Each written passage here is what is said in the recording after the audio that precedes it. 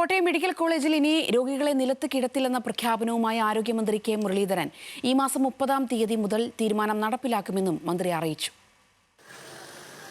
Medical കോളേജിൽ പല ആവശ്യങ്ങൾക്കായി എത്തിയിട്ടുള്ളവർ കണ്ടിട്ടുണ്ടാകും. നിലത്ത് പാവിരിച്ചു കിടക്കുന്ന രോഗികളെ. ആശുപത്രിയിലുള്ള കിടക്കകളിലും അധികം രോഗികൾ എത്തുന്നതാണ് ഈ പ്രതിസന്ധിക്ക് കാരണം.